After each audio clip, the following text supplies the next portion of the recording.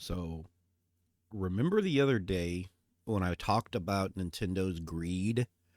The situation gets worse because Nintendo is literally turning into Xbox. They are regurgitating the same shit we got when the Xbox One came out. Remember that whole spiel from Don Matrick? Remember that whole spiel? Let's just take a trip down memory lane. Let's take a trip down memory lane. It's a great line for games. Yeah, And absolutely. I think people are going to love it, and then they're going to understand what we're trying to create and how it links games and entertainment, the functionality of the box, some of the advantages that you get of having a box that is designed Right. to use an online state. So that, to me, is a future-proof choice, and I think people could have arguably gone the other way if we didn't do it. And fortunately, we have a product for people who aren't able to get some form of connectivity. It's called Xbox 360. Right. So stick with 360. That's your message. If you don't, Well, people don't like it. if you have zero access Yeah. to the internet, that is an offline device. I Yep. mean, seriously, when I read the blogs and thought about who's really Does anybody remember this crap? You remember that? Okay. Well, it gets better. This is what came out of Nintendo recently, and I'm at a loss. So, while discussion around the Switch 2's price continues, Nintendo of America President Doug Bowser understands that some consumers may not be able to afford the system. Bowser was speaking about the cost in a recent interview for those interested in Nintendo's overall ecosystem. Bowser highlighted that it will continue to have Switch 1 available. New games for that console will also continue to launch in the 2020s.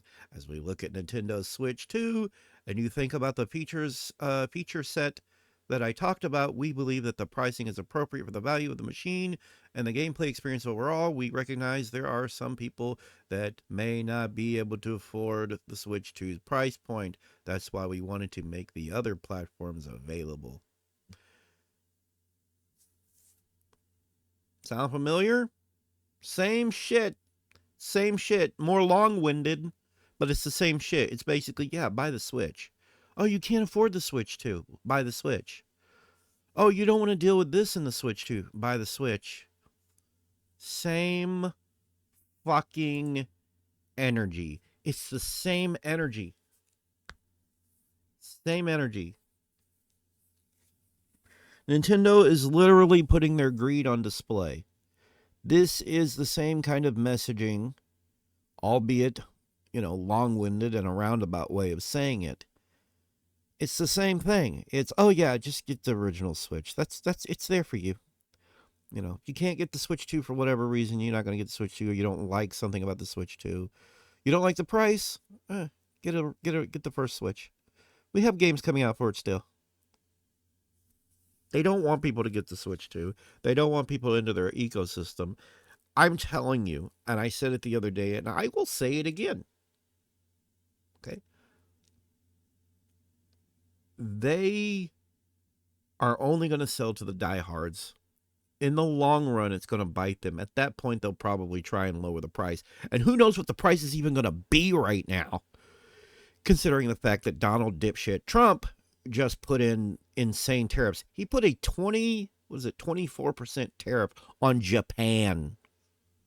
Keep in mind, we didn't have a tariff on Japan before, as far as I know. Not like this, anyways. And now we have a 24% tariff on Japan. If you want to blame anybody for how everything costs so much, blame the Republicans right now, because they're enabling this crap and everything. Look, I don't like to talk about politics too much in this video, but the point stands. Because of those tariffs, we're probably going to see higher prices on the Switch too. I hope they're prepared for the long run, because the only ones who are going to be buying this thing are the diehards and the resellers. That's it. You, me, and a lot of other people are not buying it. I just think it's really shitty that they would basically say that. To me, it's shitty. I don't care how roundabout way they went doing that. It's no. It's a no. It is a no. I don't know. I I don't think Nintendo wants to make any money, really. I don't think they're thinking about the families and the other people that bought this. They're not thinking, because if you don't think about the families and the cost conscious people and whatnot, and the parents and whatnot, yeah, you're gonna sell more Switches. You're not gonna sell Switch 2. Diehards are gonna get the Switch 2. Resellers are gonna get the Switch 2. Everybody else will just be playing the Switch, or they'll go to some other technology that they've been wanting for a while, like I am. I'm going with VR headset. Of course, it's probably going to go up. Everything's fixing to go up because of the tariffs. Fuck you, Donald Trump. But I'm fixing to go to VR. I want VR. I've been wanting VR. Kind of hope Nintendo would have some sort of VR add-on. Hey, the Switch 2 can now switch to VR mode. We have the special headset. You can stick it in. We have the special headset. You can slide it in. We have this special headset attachment that the Switch 2 fits into. Better, I guess. And you can do VR now. We're bringing Virtual Boy to the Switch Online service. We got some cool stuff. No. They didn't try to do anything from the past and make it better. They didn't try like a better version of the Virtual. I still think the Virtual Boy was a great idea, executed poorly.